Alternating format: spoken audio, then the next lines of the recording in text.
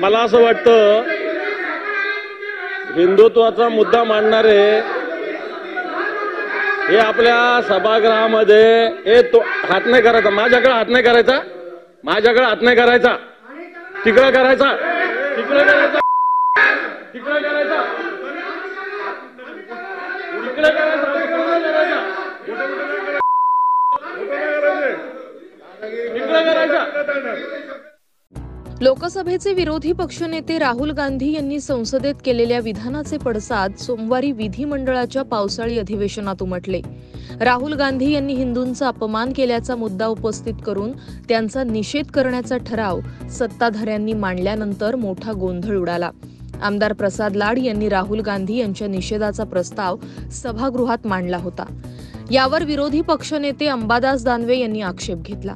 त्यावरून लाड आणि दानवे यांच्यात जोरदार खडाजंगी झाली। त्यावेळी बोलताना अंबादास दानवे यांची जीभ घसरली। दानवे यांनी लाड यांना थेट शिवीगाळ केल्यानं सभागृहात मोठा गोंधळ उडाला।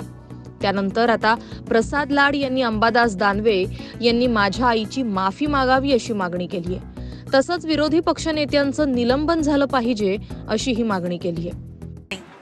परंतु रात्रभर झोपू शकलो नाही। ज्या पद्धतीमध्ये माझ्या आईवरती त्यांनी शिव्या दिल्या त्या माझ्या मनाला कुठेतरी दुःख देऊन गेलेले आहेत। परंतु मी सभागृहाला आणि सरकारला आणि माननीय उद्धवजी ठाकरे आणि महाविकास आघाडीच्या नेत्यांना देखील यामध्ये आवाहन करतोय की या बाबतीतली शिक्षा ही विरोधी पक्षनेत्याला झाली पाहिजे, विरोधी पक्षनेत्याचा राजीनामा झाला पाहिजे, विरोधी पक्षनेत्याचं निलंबन झालं पाहिजे आणि त्यांनी जाहीर माफी माझी नाही तर माझ्या कैलासवासी आईची मागितली पाहिजे।